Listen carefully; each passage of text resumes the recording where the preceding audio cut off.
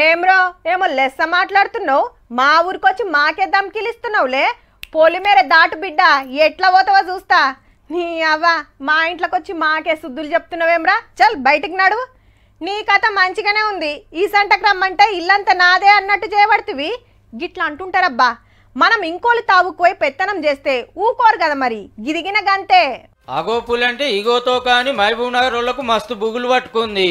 మా ఇండ్ల కాడికి వచ్చింది, ఎవరి మీద అటాక్ చేసేది తెలియదు, చెప్పున పట్టుకోవాలని పబ్లిక్ అంతా కోరుతా సరే అని ఫారెస్ట్ వాళ్ళు మస్తు కష్టపడతారు. అగో అది ఉన్న ఏరియాలో పెద్ద పెద్ద బోన్లు ఎట్లా పెట్టిరో, లోపల మేక పిల్లని కట్టేస్తే ఆశకొచ్చి సిక్కుతుందని ఆపోచన. ఎటేటు తిరుగుతుందో తెలుసుకుంటానికి ఆడాడ సీక్రెట్ కెమెరాలు పెట్టిర్రు, అడవంతా జల్లెడబడతారు. 4 రోజుల కాంచి ఇదే కథ.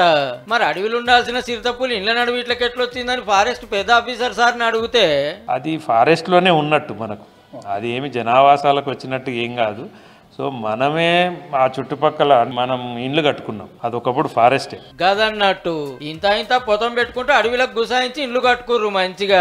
అవో ఎన్నిగనం అయినాయో. అటు పక్క అడవిలనే సెత్తేసి డంపింగ్ యార్డు ఉంది. ఇది చాలదని అడవిట్లకెళ్ళో హైవే వేసిండ్రు. హీగేముంది, ఇటు కొంత అటు కొంత అయింది. ఏహే అంతా నా రాజ్యం నా ఇష్టం అని తిరుగుతుంటే వామ్మో సిరుతా సిరుతా అని మనోళ్ళు సింధులేయబట్టి. ఇదంతా కూడా ఫారెస్ట్ ఒకప్పుడు ఇక్కడి వరకు. ఇదంతా కూడా ఇప్పుడు ఎక్కడైతే మనం లెపర్డ్ మూవ్మెంట్ ఉంది అనుకున్నామో ఈ ఏరియాలో ఇప్పుడు లెపర్డ్ మూవ్మెంట్ ఉన్నది. లోపల తీరొక్క జీవరాశి ఉంది. లటుక్కునేదన్నోటి అందుకునేనా అంటే 4-5 రోజులు సరిపోని తిండి. ఓ బండ మీద నీళ్ళకుంటుంది, మంచిగా తింటుంది, పంటుంది, యాస్టకొచ్చినప్పుడు తిరుగుతుంది.